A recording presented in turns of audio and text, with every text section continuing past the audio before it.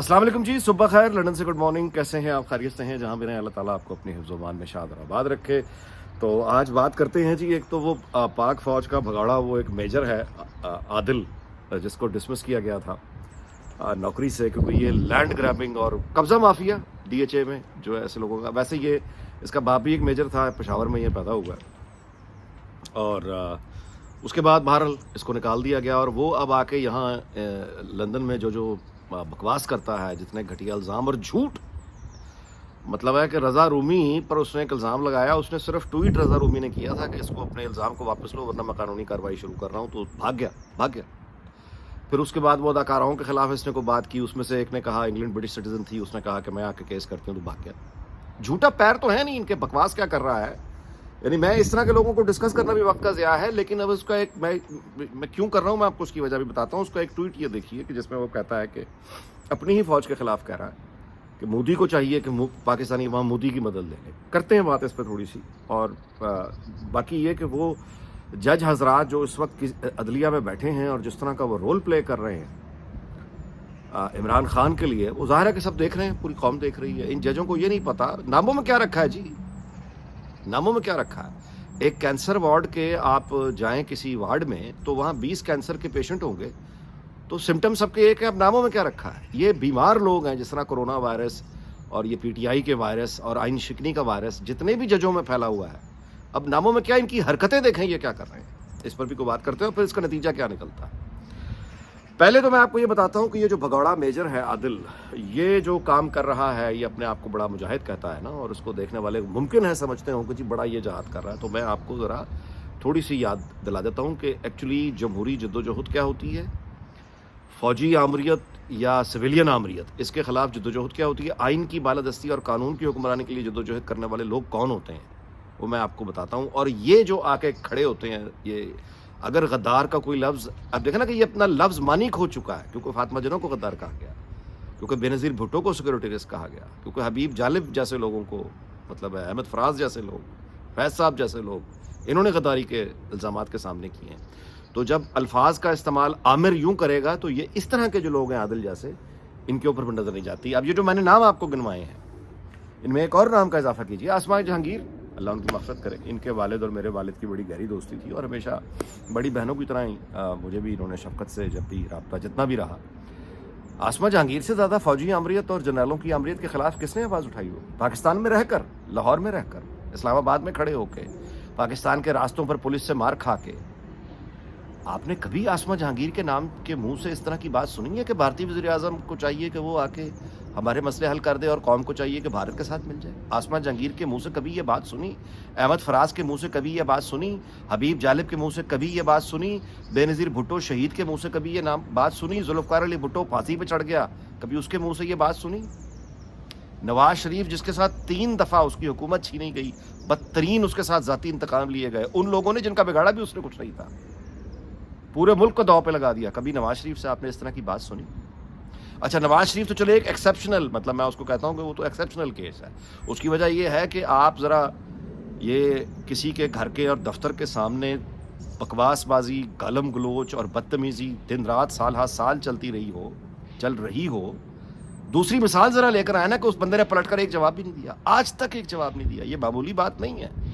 यानी उसके हमसाए बिलबिला उठे और आकर यानी शोर करने वालों से कहा कि हमारे बुजुर्ग हैं, बच्चे हैं, को खुदा का वास्ता मैंने तरला किया। हमसाए बिलबिला के आगे नवाज शरीफ बाहर नहीं आया, ना उसने माफ़ी मांगी, ना उसने गाली दी, ना उसने ताना मारा, कुछ भी नहीं किया। वो तो खैर एक एक्सेप्शनल केस है, लेकिन बाकी लोगों ने एक पलट कर कभी इस तरह की बात की है कि भारत से, अच्छा, जमहूरी जद्दोजहद लड़ने वालों में ये सारे नाम जो मैंने आपको गिनवाए हैं मेरे भाई, ये सारे लोग फौजी आमरों से लड़े, पाकिस्तान के अंदर रह के लड़े।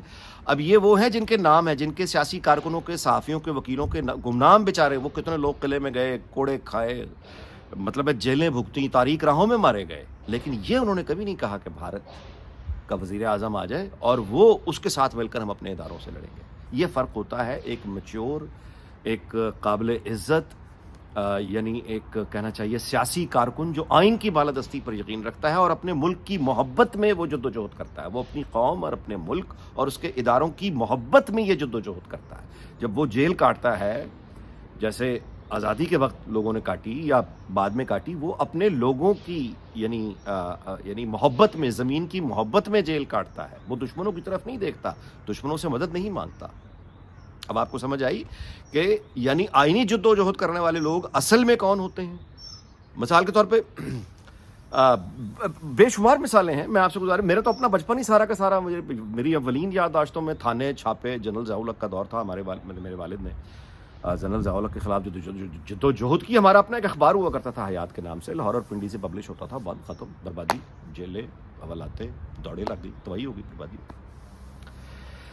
تو یہ عباس ستر مرحوم، کیا خوبصورت نام یاد آیا، بڑی انہوں نے مطلب ہے جدوجہد، ان کی ساری زندگی ضیاء الحق سے جدوجہد۔ حالانکہ ذوالفقار علی بھٹو کی بھی ان کے ساتھ کوئی یعنی ادھر تم اور ادھر تم والی بات ذوالفقار علی بھٹو نے نہیں کی تھی جو عباس ستر نے سرخی لگائی، لیکن بعد میں خیر انہوں نے کئی دفعہ اپنی زندگی میں وضاحت کی۔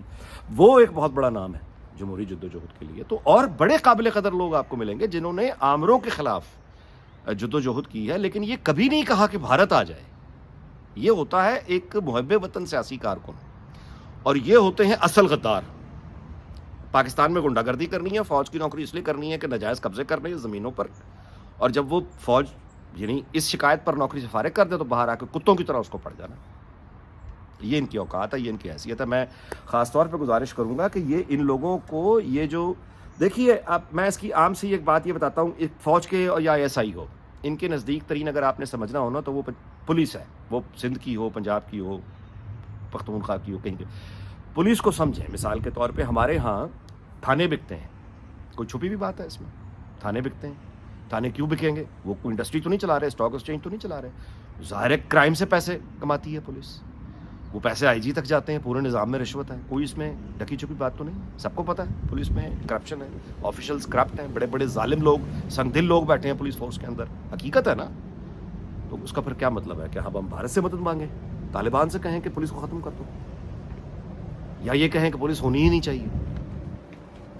بھائی میرے، یہ جو آرڈر چل رہا ہے، سڑکوں پہ لوگ جا رہے ہیں، آپ گھر سے نکل کے دفتر پہنچتے ہیں، دکان پہ جاتے ہیں، واپس خیریت سے گھر پہ چلے جاتے ہیں، یہ اس لیے چلے جاتے ہیں کہ آرڈر چل رہا ہے۔ آرڈر کون چلا رہا ہے؟ یہی پولیس ہے، یہی ایڈمنسٹریشن ہے، یہی فوج ہے، یہی آئی ایس آئی ہے۔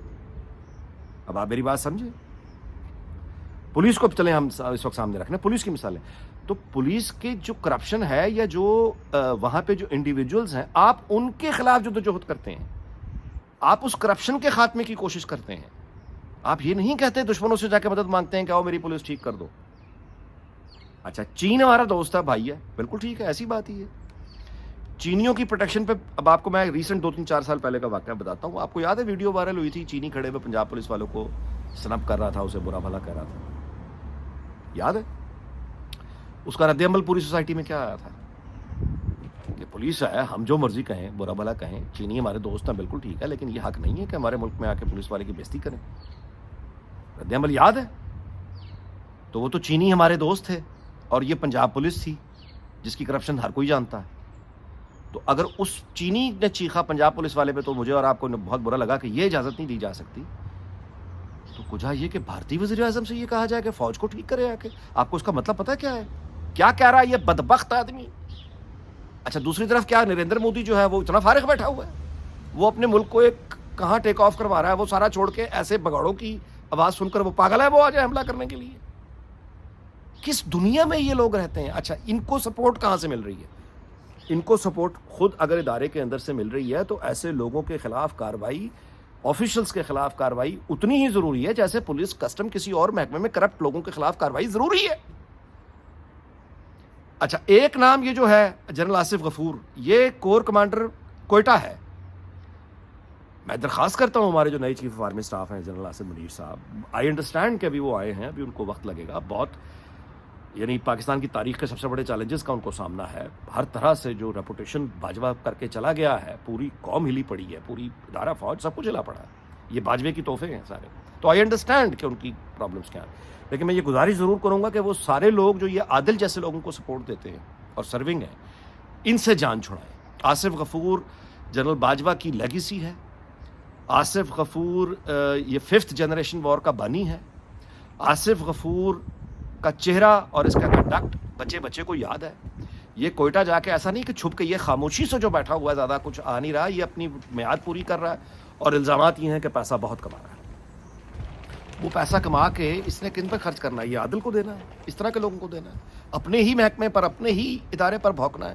یہ میری گزارش ہے بس کہ اس آدمی کو, یہ بہت کنٹروورشل آدمی ہے, اور فوج کی جو امیج ظاہر ہے کہ انشاءاللہ بہتر ہونا چاہیے, بالکل ہونا چاہیے. انڈیویجولز کے خلاف کارروائی ہونی چاہیے, ادارے کے خلاف کس طرح کی نفرت ہے بھائی, اور وہ بھی دشمنوں سے جا کے مانگنا. اس بغیرت آدمی عادل, یہ جو بغیرت آدمی, یہ جو شعور ہے, اندازہ لگائیں عمران خان والا کہ اگر میرے سے حکومت چینی تھی اس سے بہتر تھا کہ ملک پہ ایٹم بم مار دیتے. یہ وہ شعور ہے, انتقام اور انتی نفرت سے بھرا ہوا شعور, جو اپنے علاوہ کسی کو دیکھتا ہی کچھ نہیں ہے. جس ملک نے سب کچھ دیا, جس فوج نے سب کچھ دیا, اس کے خلاف یہاں کے بکواس کرتا ہے. جمہوری جدوجہد کرنے والے یہ نہیں ہوتے. اسد طور ایک نوجوان ہے, نوجوان اسلام آباد میں بیٹھا ہے. مجھے بتائیے کہ ابھی یہ جو جنرل عاصم منیر کی پوسٹنگ کے حوالے سے جو خوفناک انکشافات اس نے اسلام آباد میں بیٹھ کے کر دیے ہیں, میں لندن بیٹھ کے ان کو یعنی دہرا نہیں رہا, اس نے اسلام آباد میں بیٹھ کے کیے ہیں. یہ ہوتا ہے جمہوری محب وطن شعور. بھاگتا نہیں ہے وہ اسلام آباد میں بیٹھتا ہے اور بیٹھ کر بیان کرتا ہے کہ ادارے کی کرپشن کو صحافی سامنے لے کر آتا ہے, انڈیویجولز کی کرپشن کو. وہ انڈیویجولز کی کرپشن فائنینشیل نہیں صرف ہوتی, دار اختیار سے بڑھنا, وہ ساری کہانی اسد طور نے اسلام آباد میں بیٹھ کے بتائی ہے. یہ ہوتا ہے محب وطن آدمی جو آئین کی بالادستی چاہتا ہے. دشمنوں سے مدد مانگنی, ایسا بغیرت آدمی ہے یہ. اچھا جی, اور اب آگے میرا خیال ہے کہ میں آپ سے یہ گزارش ضرور کرنا چاہوں گا کہ خلاصہ یہ ہے انسانی تاریخ کا میرے بھائی,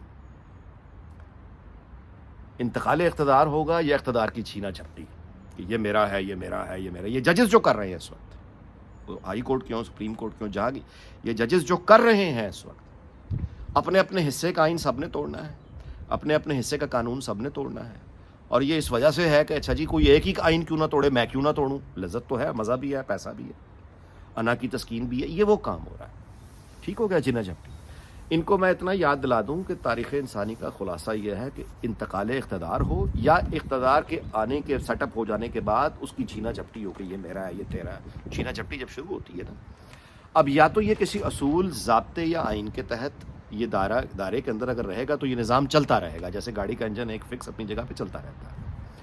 لیکن جو حرکتیں ہو رہی ہیں نا, ان حرکتوں کا جواب پھر یہ ہوتا ہے کہ جب یہ اقتدار کی چھینا جھپٹی اپنی انتہاؤں کو پہنچتی ہے تو آخری سچ ہمیشہ تلوار کا ہوتا ہے, ہمیشہ بندوق کا ہوتا ہے.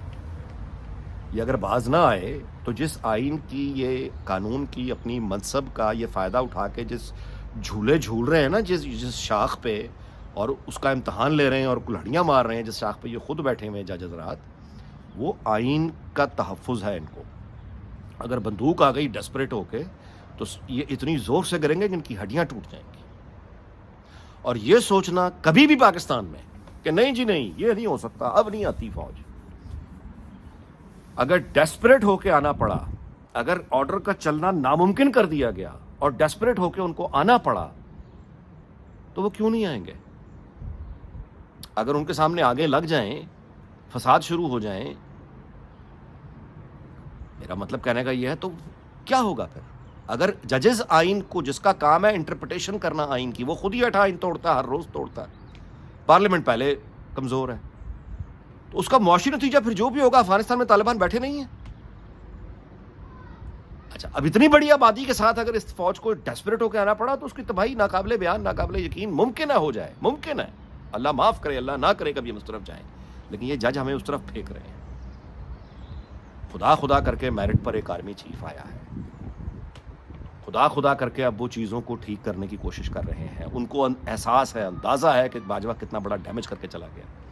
اب چیزیں جب ٹھیک ہونے جا رہی ہیں, آئین کی بالادستی کی طرف ہم چل رہے ہیں, تو یہ باجوہ کی جو باقیات ہیں اور عمران خان کی باقیات, یہ ججز میں بھی بیٹھی ہیں, اور یہ آصف غفور ٹائپ لوگ, وہ ہنگامی بنیادوں پہ ان سے جان چھڑانی ہوگی. اچھا جی, اس دعا کے ساتھ کہ اللہ تعالیٰ پاکستان کو, اس کے تمام ہمسایوں کو, دنیا بھر کو شاد اور آباد رکھے. اگلے ویلاگ میں آپ سے ملاقات ہوگی. اپنا بہت خیال رکھیے گا. اللہ حافظ.